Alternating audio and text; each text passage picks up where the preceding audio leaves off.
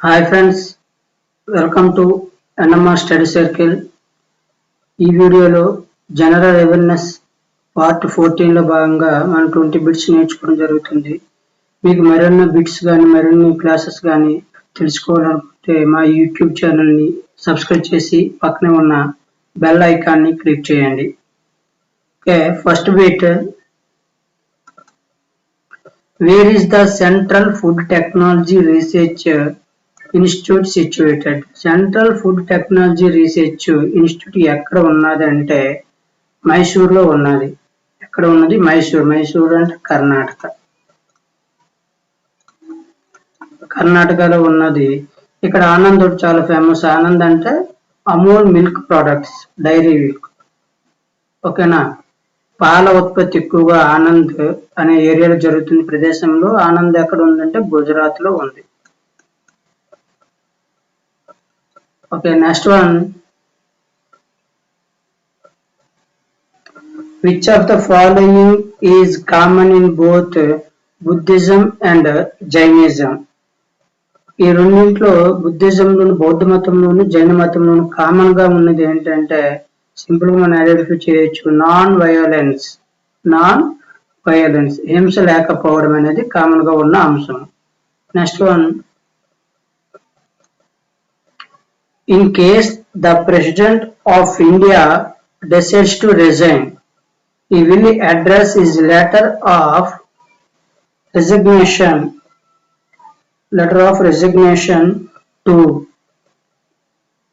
Okay, ఈ letter అంటే భారత రాష్ట్రపతి రాజీనామా చేస్తే ఆ లెటర్ అనేది ఎవరికి ఇవ్వడం జరుగుతుంది అంటే వైస్ ప్రెసిడెంట్ ఆఫ్ ఇండియా ఇవ్వడం జరుగుతుంది. ఒకవేళ వైస్ ప్రెసిడెంట్ పదవి ఖాళీగా ఉంటే ఆ రాజీనామాని సుప్రీంకోర్టు ప్రధాన న్యాయమూర్తికి అందించాలి.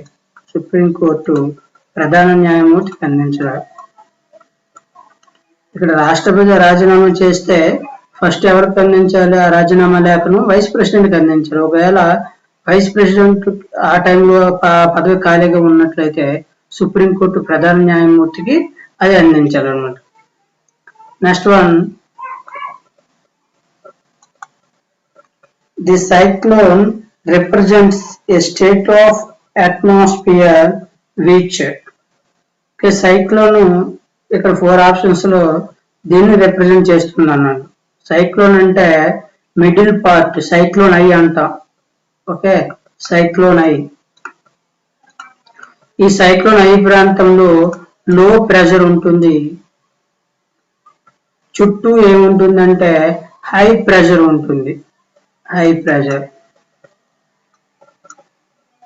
మిడిల్ లో లో ప్రెషర్ ఉండి చుట్టూ హై ప్రెషర్ ఉంటుంది. So fourth one option A, low pressure in the centre and high pressure around. Next one.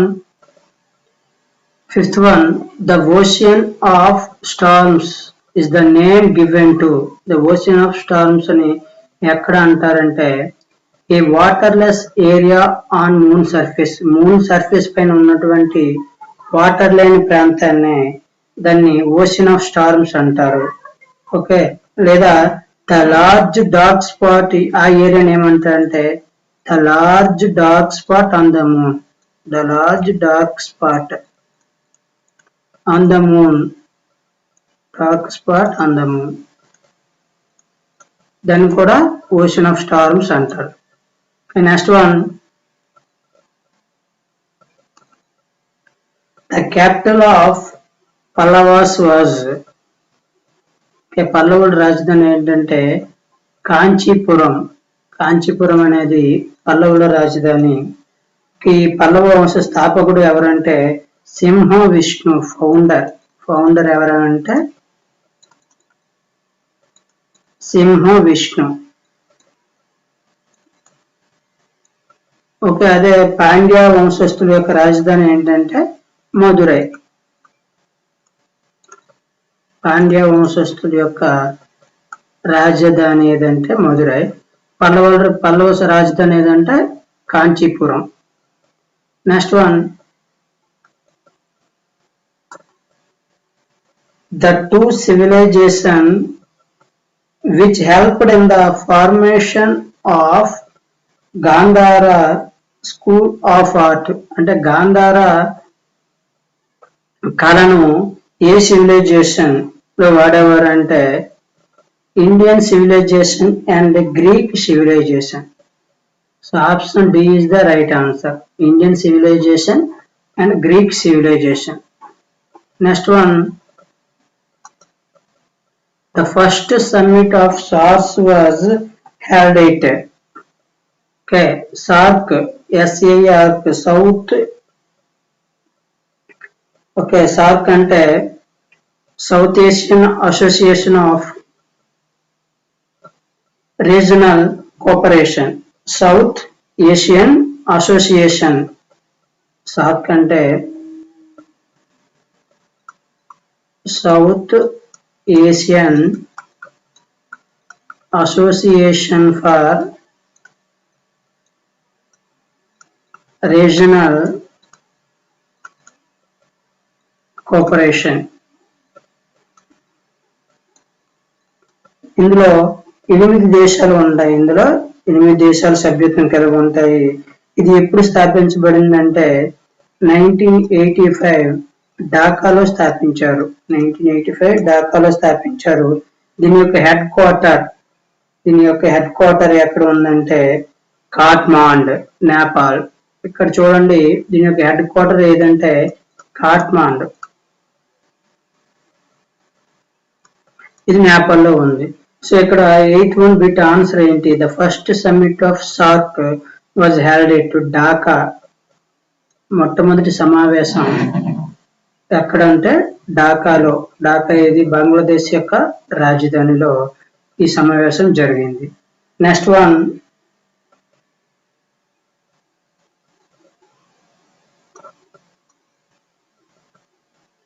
The project tiger was launched in. Project tiger అనేది ఎప్పుడు లాంచ్ చేశారంటే భారతదేశంలో పులుల సంఖ్య తగ్గుతూ ఉండడం వల్ల వాటి సంఖ్యను పెంచడానికి ప్రాజెక్ట్ టైగర్ 1973లో ఇందిరాగాంధీ హయాంలో ఈ ప్రాజెక్ట్ టైగర్ అనేది స్టార్ట్ చేయడం జరిగింది.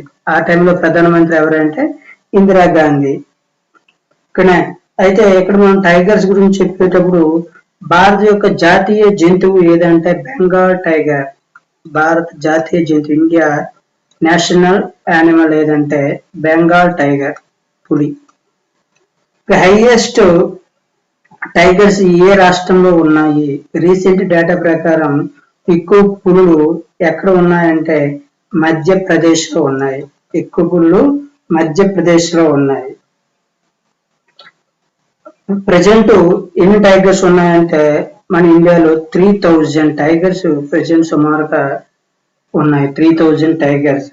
అదేవిధంగా నాగపూర్ని, ఇక్కడ టైగర్స్ గురించి చెప్పేటప్పుడు మరిన్ని విషయాలు. నాగపూర్ని ఏమని పిలుస్తారంటే టైగర్ క్యాపిటల్ ఆఫ్ ఇండియా. నాగపూర్ని టైగర్ క్యాపిటల్ ఆఫ్ ఇండియా అని పిలుస్తారన్నమాట. So 91 answer, Project Tiger was launched in 1973. 10th one, the agenda declared by the Prime Minister for the minorities is related to.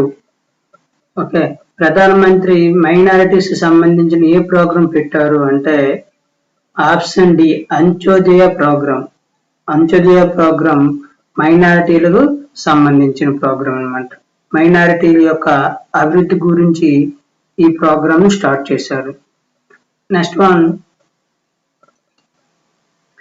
The elephant pass is related to.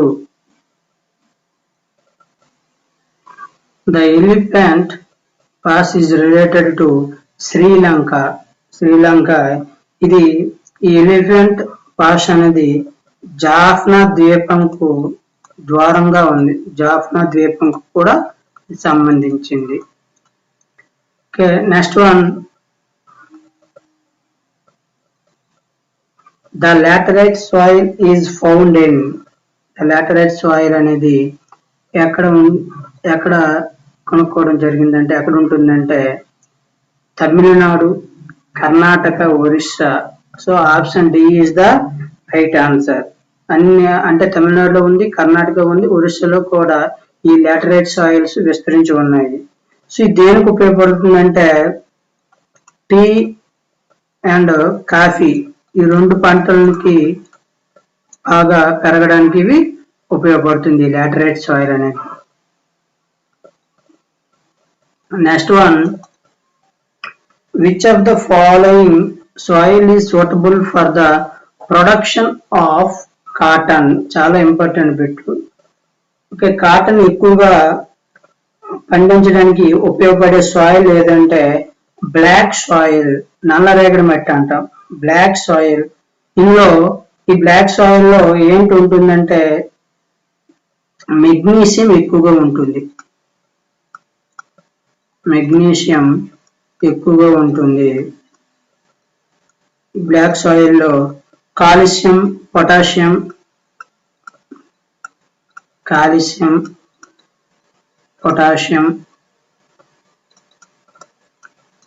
నత్రజని తక్కువగా ఉంటుంది.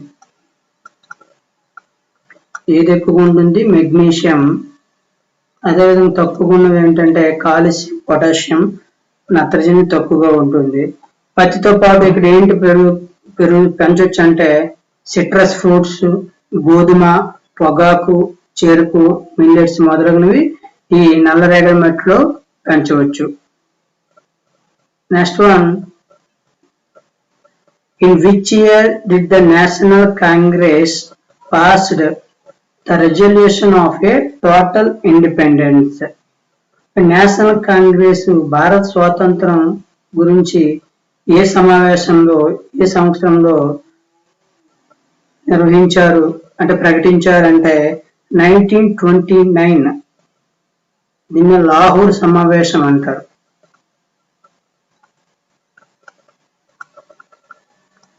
లాహోర్ సమావేశం ఎవరి అధ్యక్షతన జరిగిందంటే జవహర్ లాల్ నెహ్రూ అధ్యక్షతన జరిగింది. సో ఈ సమావేశంలో ఒక తీర్మానం జరిగింది, అదే టోటల్ ఇండిపెండెన్స్ తీర్మానం. దీన్ని పూర్ణ స్వరాజ్ తీర్మానం అంటాం. పూర్ణ స్వరాజ్ తీర్మానం. ఓకే, సో ఈ పూర్ణ స్వరాజ్య తీర్మానం తర్వాత 1929 డిసెంబర్ 31న రావి నది ఒడ్డున లాహోర్ లో జాతీయ జెండా మొట్టమొదటిసారిగా ఎగరవేయడం జరిగింది. ఎక్కడ ఎగరవేశారు అంటే మొట్టమొదటిసారిగా జాతీయ జెండా రావి నది ఒడ్డున లాహోర్ లో జాతీయ జెండా ఎగరవేయడం జరిగింది. చాలా ఇంపార్టెంట్ 1929 లాహోర్ సమావేశం. The 11th 5-year plan envisages అంటే ఈ 11th 5-year plan యొక్క ఎకనామిక్ గ్రోత్ ఎంత అంటే 9% ఉంది. ఈ 11వ పంచవర్ష ప్రణాళిక 2007 to 2012. 11వ పంచవర్ష ప్రణాళిక 2007 to 2012 ఎవరు ప్రిపేర్ చేశారంటే కె కస్తూరి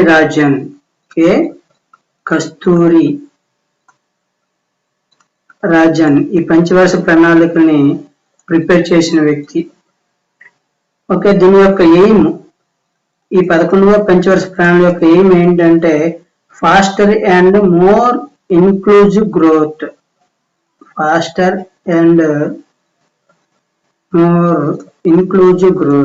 అంటే అతి వేగంగా సమ్మిళిత అభివృద్ధి.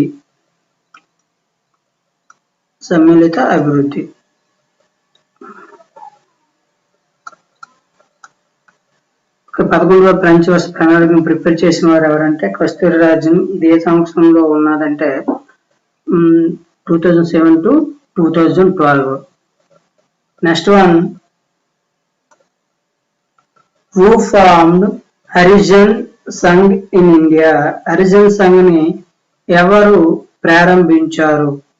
ప్రారంభించారంటే 1932 బొంబాయిలో 1890లో మహాత్మా గాంధీ ఈ హరిజన్ సంఘ్ని స్థాపించడం జరిగింది. చాలా ఇంపార్టెంట్ బిట్ ఇది కూడా. మహాత్మా గాంధీ హరిజన్ సంఘ్ని స్థాపించడం జరిగింది. Next one, by which article of the Indian Constitution was untouchability abolished? అంటే తెలుగులో అస్పృశ్యత నివారణ సంబంధించిన ఆర్టికల్ ఏది అంటే ఇక్కడ 4 ఆర్టికల్స్ ఇచ్చాడు ఆప్షన్స్ లో. First option article 14. ఆర్టికల్ 14 అంటే చట్టం ముందు సమానత్వం, చట్టం ముందు అందరూ సమానమే అని తెలియజేస్తుంది. చట్టం ముందు సమానత్వం అంటే చట్టం ముందు అందరూ సమానమే, ఆర్టికల్ 14. ఆర్టికల్ 16. ఆర్టికల్ 16 ఏంటంటే ప్రభుత్వ ఉద్యోగాల్లో సమాన అవకాశాలు. ప్రభుత్వ ఉద్యోగాలలో సమాన అవకాశాల గురించి ఆర్టికల్ 16 తెలియజేస్తుంది. నెక్స్ట్ ఆర్టికల్ 15 మతం, జాతి, కులం, లింగ లేదా జన్మస్థల నిషేధం ఆధారంగా వ్యక్తుల మధ్య భేదం చూపించకూడదు. మతం, జాతి, కుల, లింగ, జన్మస్థలం ఆధారంగా వ్యక్తుల మధ్య భేదం, డిఫరెన్స్ చూపించకూడదు. Next last article 17. ఇది అస్పృశ్యత నివారణ గురించి తెలియజెప్పే article. So 17th one answer ఏంటంటే article 17. Next one, stock shares are known as. Stock shares are known as. Stock shares ఏమంటారంటే బోనస్ షేర్స్. స్టాక్ షేర్స్ ని బోనస్ షేర్స్ అని పిలుస్తారు. నెక్స్ట్ వన్,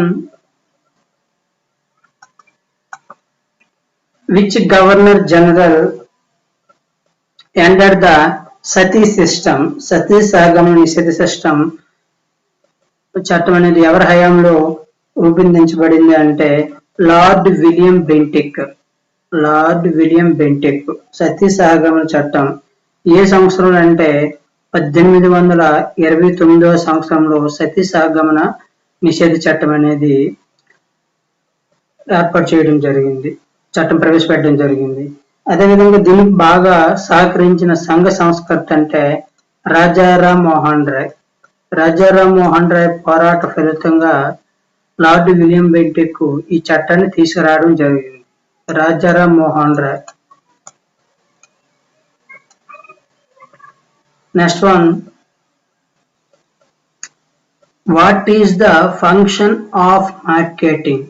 మార్కెటింగ్ అంటే ఏంటి? మార్కెటింగ్ యొక్క విధులు ఏంటంటే ట్రాన్స్పోర్టేషన్, బయ్యింగ్, సెల్లింగ్, రవాణా, అమ్మడం, కొనడం, ఇవన్నీ కూడా మార్కెటింగ్ లో భాగమే. So answer is all the above. 21 answer, 20 answer ఏంటంటే all the above marketing. Okay, ఈ విధంగా మనం జనరల్ అవేర్నెస్ పార్ట్ 14లో 20 బిట్స్ గురించి చర్చించుకోవడం జరిగింది. నెక్స్ట్ వీడియోలో పార్ట్ 15 గురించి తెలుసుకుందాం. Thanks for watching.